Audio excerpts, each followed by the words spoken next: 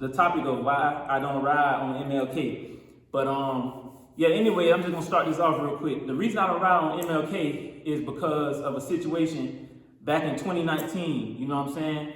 And pretty much that's the year I got arrested on MLK 2019. But I'm not gonna go into certain detail because this case still kind of going, still kind of going through this case or whatever. But yeah, y'all, pretty much back in 2019, I was pretty much in the backyard with my dirt bike, with the 2014 YZ450F. It's over there. I still got it over there. I'm gonna show y'all that, in a few minutes or whatever. But yeah, I was in the backyard with my 2014 YZ450F, and I had my bike leaned against the house with the bike covered up, with the dirt bike covered. And while I was back there, I was just probably back there for like 5-10 minutes. I was just back there, just chilling back there, whatever. And pretty much what happened, so-called, they say I was riding a dirt bike. I was the one riding a dirt bike on MLK through the street or whatever. That's what the later on, that's what the police said or whatever. But yeah, I was pretty much sitting in the backyard, y'all, and I had got up and I started to go to the front of the house. But before you get to the front of the house, you gotta pretty much walk straight. You gotta walk straight. Then when you make a left, it's a gate. My gate is right there, and I have to open that gate to get to my front yard. So I was walking from by the dirt bike, and before I could make the left and get to the gate, I just heard a loud boom. I just heard like a loud, like a boom. And what happened was the police, they pretty much kicked my door down. They pretty much kicked my gate down, y'all. And next thing I know, when I look up, there's probably about 30 police in the backyard, y'all. It was about 30 to 40 police, that's what I'm saying, 30 to 40 police inside the backyard.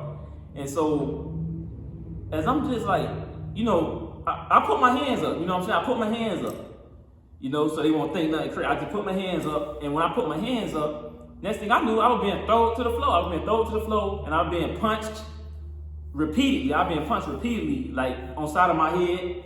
I've been drugged, back and forth, slammed, drugged, and pretty much, I remember when I was being punched and drugged, it stopped for probably like 5 minutes. He stopped. And then the officer went back to punch me again, beat me again, dragged me through the dirt or whatever. So, and I had my hands up the whole time, y'all. That's the crazy thing. But in particular, with that incident, this officer named, the same officer that, because it was only one officer that was hitting me the whole time. And it was about, like I said, probably like 30 police in the backyard. At the time. But it was only one officer that kept punching me. He was the only one punching me and beating me up. And I had my hands up the whole time. And the other police officers, they were looking at him crazy, bro. They were looking at him crazy like you tripping. Like they were looking, I could just tell how they were looking at him like that he was doing too much, because he was the only one. But this certain officer, I'm just gonna say his name. His name is Zachary Hassan. Zachary Hassan or Zachary Hassan, that's his name. And that same officer that kept beating me up and punching me repeatedly, when I finally got to my feet, when they, made me stand up, when I got to my feet, he grabbed my wrist, and it's like he was trying to break my wrist, and I wasn't resisting the whole time, y'all, that's the thing. He was like grabbing my wrist, like he trying to break my wrist, and I was just looking at him like, bro, like, you all right? Like, what you doing? Like, you gonna break my wrist? That's all I pretty much said to him. I'm like, bro, you gonna break my wrist? And he kept like squeezing my wrist like he wanted to break my wrist, y'all. You know what I'm saying? And but yeah, with Zachary Hassan, like with that police officer named Zachary Hassan, he there was another incident, probably like a year or two that happened before my incident when he beat me up in the backyard. He that same officer actually went in back of somebody else's yard. You know what I'm saying? The guy was, I'm just gonna say the guy was eating his food, eating his lunch back there. And it was a situation where the police were called or whatever. And the police, Zachary Hassan and another officer ended up in the backyard where this guy was eating his lunch, eating his food or whatever. And pretty much what happened, y'all, was the officer, Zachary Hassan, I guess, he pretty much killed that guy that was eating his lunch in his backyard. And if y'all think anything of it, man, if y'all think I'm lying, y'all can easily just go on Google and look it up. You know what I'm saying? You can just easily look this up. You know what I'm saying? It's already out there anyway. So by me saying it, it's not like I'm exposing nobody or nothing like that. is already in the news articles, on Google, everywhere. So y'all can just go look this up. You know what I'm saying? But yeah, that same officer, he was involved in a police, a killing of this guy that was in the backyard. You know what I'm saying? And it really took for me to look his name up after he beat me up in the backyard. You know what I'm saying? It took me to look his name up. And when I looked his name up, I was shocked that I seen it. I'm not even gonna lie, that this guy had already killed another guy in the backyard of his house. You know what I'm saying? But that was pretty much crazy, bro. But yeah, man. And as they was taking me into custody or whatever, they taking me into custody, they were kind of like telling me, bro, like how they got drones out. They got drones that be in the air on MLK, so it'll follow you wherever you go at. They got helicopters out in the air, like 2-3 helicopters in the air, airplane in the air, and they got undercovers everywhere.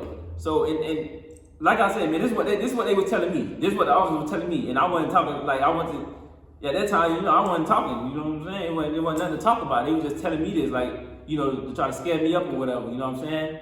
But yeah, pretty much they was kind of telling me that somebody got drones, planes out. But my thing, what I don't understand, bro, is like how they could waste taxpayers' money into something that's so small and so stupid, such as like dirt bikes. Like why are you?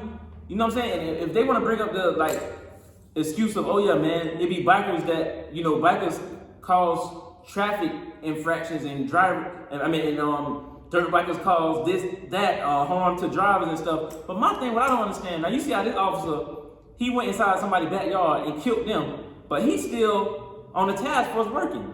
That's what I don't understand. You still it's all right for police to do stuff, y'all. It'd be all right for the police to do certain stuff. But they look at us like when we do something wrong, it's just to a further extent to where it's just horrible if we do anything. You know what I'm saying? Anything wrong we do is, anything a regular pedestrian do, it's something wrong with it. But if the police do something, it's not nothing wrong with it. You know what I'm saying? Just like certain situations, like, they so hard on dirt bikers, like so-called breaking the law and causing traffic infractions. But what about the police officers? It go both ways. What about the police officers who didn't kill plenty unarmed people? You know what I'm saying? The police officers that killed plenty unarmed people. These officers, some of these officers are still on the task force. So I don't understand, you know what I'm saying? They kill people, get away with it. We ride bikes, you can't get away with it. So, it's just the system is funny to me. You know what I'm saying? The system is just a little funny to me. But yeah, y'all, they pretty much, what happened with my bike, they took my bike from under the cover that I had it covered up with, and they had it towed. Yeah, so they had my bike towed, y'all. So, and it's like, when they had my bike towed, I remember I read on the news article or something like that. I had read on a news article. They were like, dirt bike influencer captured. Like they was portraying me as a dirt bike influencer, y'all. It's just funny to me. They keep portraying me as a dirt bike influencer, which they could call me what they want, but I already know what it is at the end of the day, because I have a right, I have rights just like they got rights, y'all. You know what I'm saying? But yeah, pretty much they had my dirt bike towed, and when I got arrested, I had bonded out the next day. So when I got out of jail or whatever, y'all, I had I did the same thing anybody else would want to do, man. I wouldn't try to get my bike back.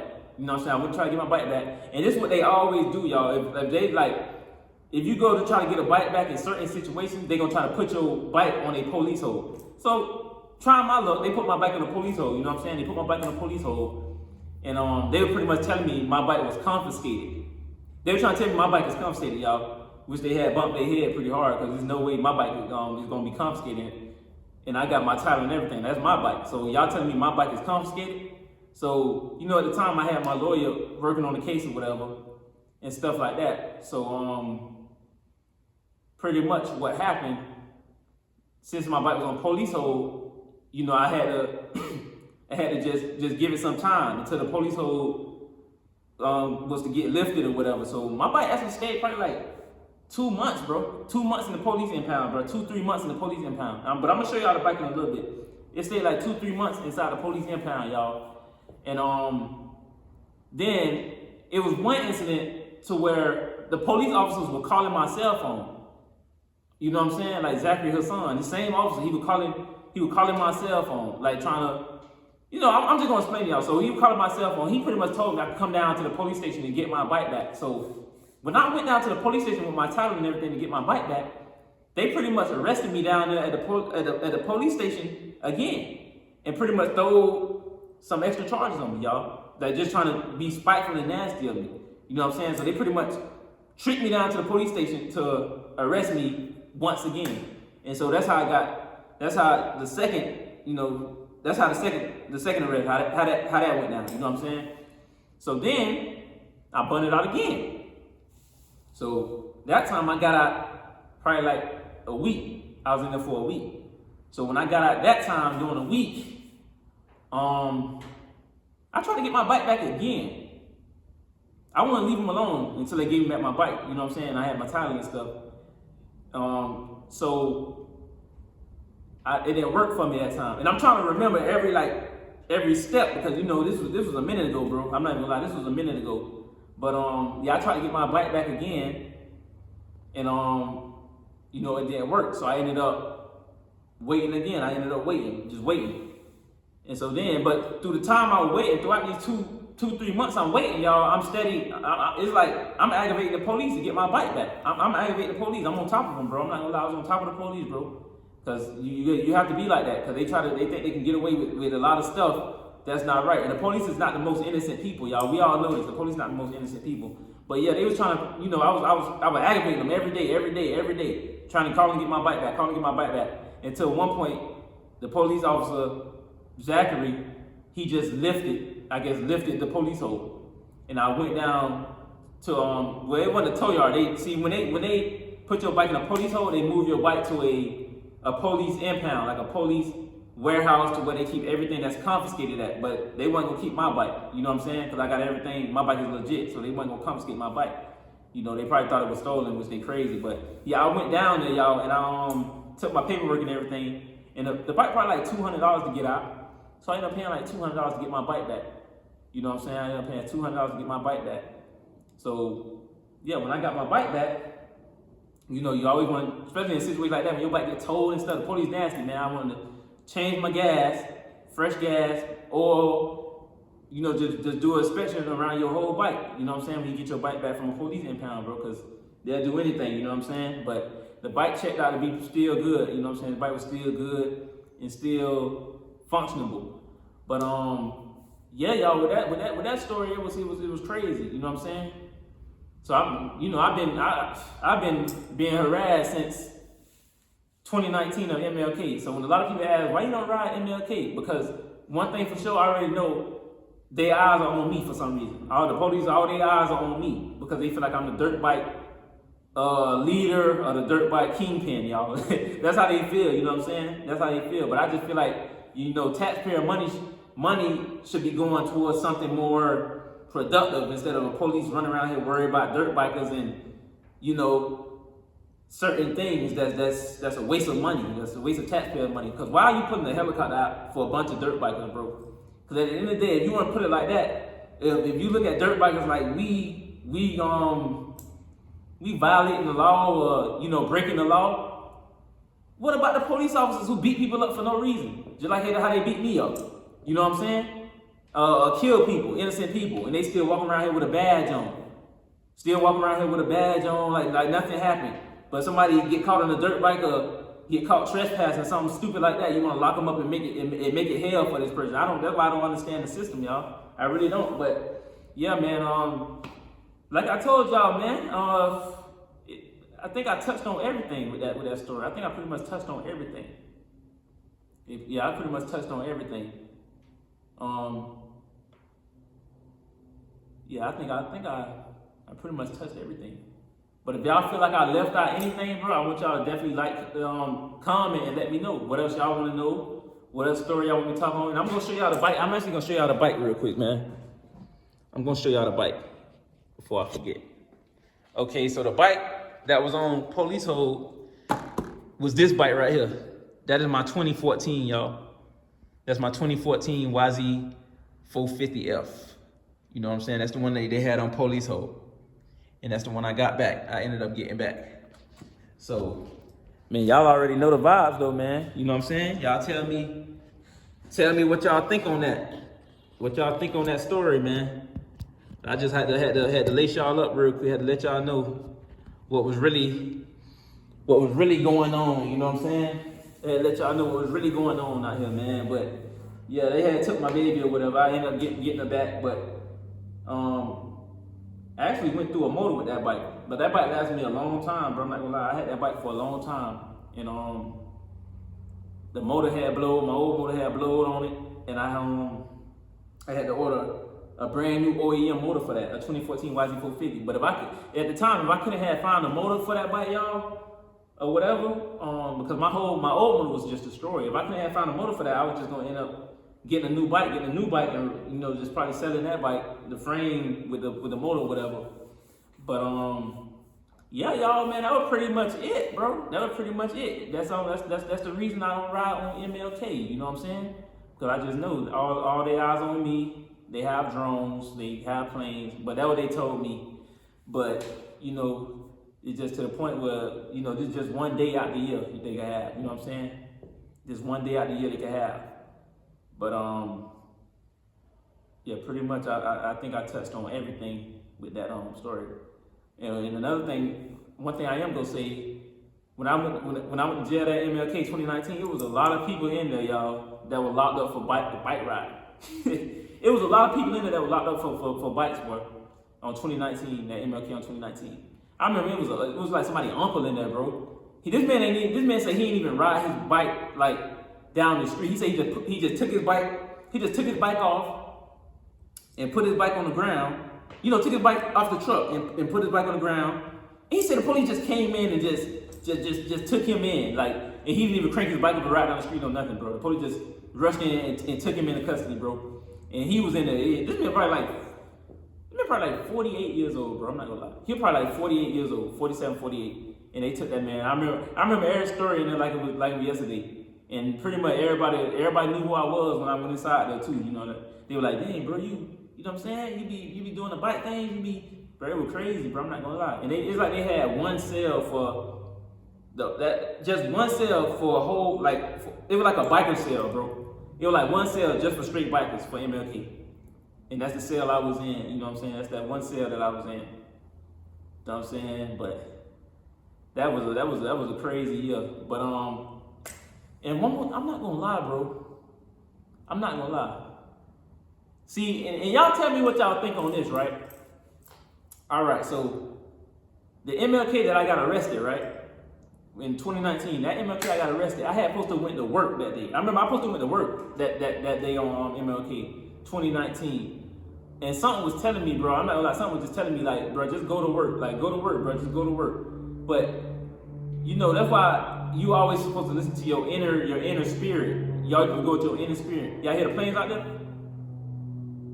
Yeah, the planes out there now. But you always supposed to listen to the planes and helicopters. You supposed to always listen to your inner spirit, bro. And I didn't listen to my inner spirit, so I called off work and I took that MLK off, and all this ended up happening.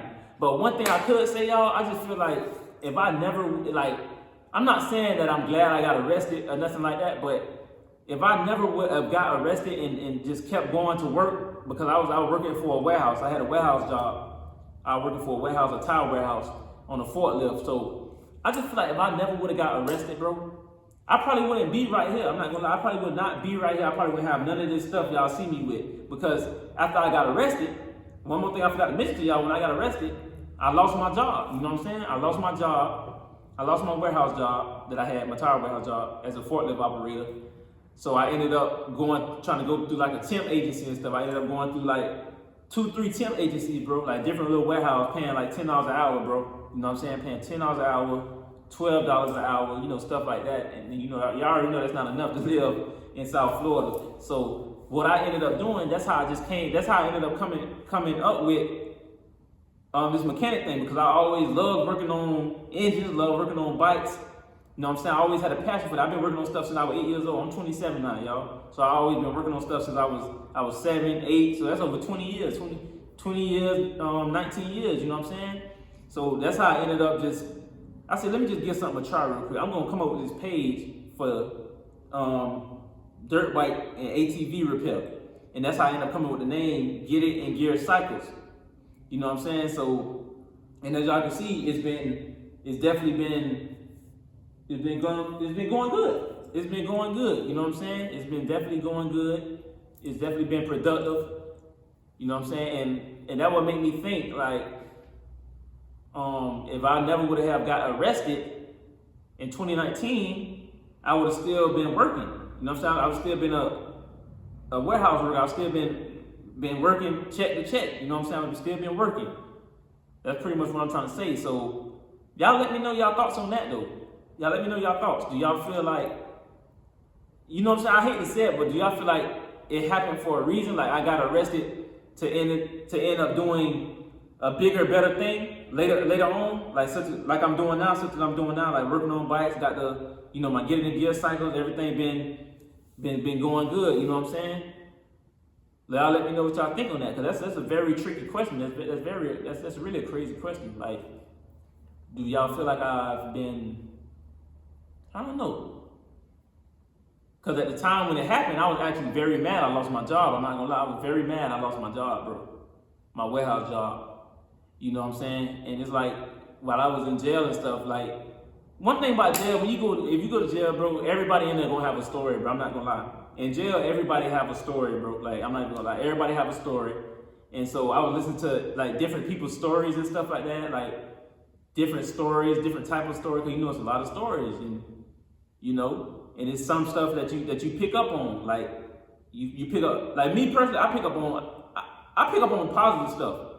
Like if you're not talking positive to me, if I can't gain nothing off about what you're talking about, it's gonna go through one ear out the other. I'm not gonna take it in. But it's like everything that's information that's gaining and positive information I could use and tally up. That's the information I take in. That's the thoughts I take in. And so as certain people's in there talking, I'm just listening to the thoughts, like the thoughts, the positivity. And don't get me wrong, some people talking, you know, crap too, but I'm the type of person, I'm not gonna take it in. So I wasn't taking in no negative feedback. I'm just taking in all the positive feedback. And I feel like when I got out of jail, that would kind of like made me think like I know I could do something more like bigger and better, bro. I could do something more bigger and better. You know what I'm saying? Especially when I lost my job, I had to put my mind, you know, I had to put my mind. It made me use my brain, bro. I'm gonna say it like that. It made me use my brain for something that was more, you know, more productive. You know what I'm saying? But yeah, when you know, it made me think. Them conversations in jail and stuff like that with different people, it made me think. It made me think more wiser. It made me think more harder, use my head more. So when I ended up getting out, I lost my job. I just made the Instagram page, Get It in Gear Cycles, and that's when I just started putting. I forgot who was my first customer. I don't even remember my first customer, bro. I'm not even gonna lie. I don't even remember my first customer. I remember I just put Get It in Gear Cycles ATV/dirt bike repair. And that time it was 0 followers, y'all. I had 0 followers. Now I'm at like 109,000 followers, you know. But yeah, I just pretty much put dirt bike ATV repair. And I think I had my first customer with like an RM80. And I think he took it to another mechanic, and the mechanic couldn't get the coolant to stop coming out the radiator hose. And it ended up being a bad head gasket, and I ended up fixing that bike. And when I fixed that bike, that was the first bike I put on my page. And that bike ran like a champ. The bike was perfect. It ran very good. And after I put that bike up, that's when you know, I got a couple more followers and stuff. And the word just started spreading around. The word just started spreading. You know what I'm saying? And that's when I started getting GoPeds. I started with GoPeds, pit bikes, you know, dirt bikes, ATVs, you know, a mixture of everything. TTR, 125, trail bike. That's when a lot of stuff just started coming in. That's when I started doing the whole shots. And when I started doing the whole shots, that just took my page to a whole nother level. You know what I'm saying? The whole shot, that's just something I tried and I always knew how to do a whole shot, y'all. I just did it on camera for the first time.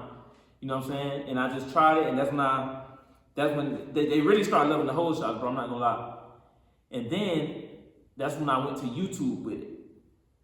That's when like people was in my head, they're like, V, you need to make a YouTube. They were like, V, you need to go ahead and create your YouTube, make a YouTube account. Cause at the time, at one time I wouldn't listen. I was like, bro, I don't want to make a YouTube. I'm good, bro. I don't feel like making no YouTube.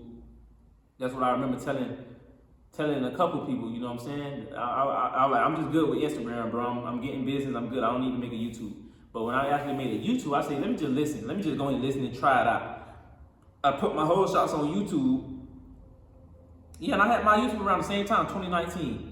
You know what I'm saying? I had my YouTube around the same time, 2019. That's the time when all this was going on, you know, when I got arrested and stuff. But I just gave YouTube a try. Start putting my whole shots up, and that's when my whole shots just start going crazy on YouTube, bro. Like start going viral on YouTube, Instagram, everything. And so when that happened, that's when I start putting my satisfied customers videos on YouTube too. And Instagram, I started putting it on YouTube and Instagram. You know what I'm saying? Satisfied customers videos. And that's really when everything just started coming. I started getting customers from everywhere, bro. Everything just started to come down, bro. Like it started to work out good for me. You know what I'm saying? And I remember, yeah, when I started YouTube, I had like 0 subscribers. Now on YouTube, I'm at 516,000 subscribers. Yeah, I had 0 subscribers, now I'm at 516,000 subscribers. And I just started my second YouTube page, BackYard TV Vlogs. Man, I want y'all to go to subscribe to my second YouTube page also, man. BackYard TV Vlogs. My main page is BackYard TV. That's it. But yeah, my Instagram is BackYard_V. My second Instagram page is BackYardV without the underscore. And my third page, which is my work page, is Get It in Gear Cycles. So, you know, y'all just give me y'all feedback on what y'all think. Have y'all ever been caught on MLK? Have y'all ever had y'all bike towed, impounded? Have your bike ever been on a police hold? Have you ever lost your job due to getting arrested about a dirt bike? Y'all let me know what y'all think. Do y'all feel like I made, you know, do y'all feel like this happened to me for a reason? I got arrested and I, you know, got arrested for a better outcome? You know, y'all let me know what y'all think, because I don't know. I don't know how to feel about that, bro. I don't know. I just feel if I would have never got arrested, I would still been working, like, you know, check to check. You know what I'm saying? And see, a lot of people go to hating on you when they see that you finally you overcame. You're not working check to check no more.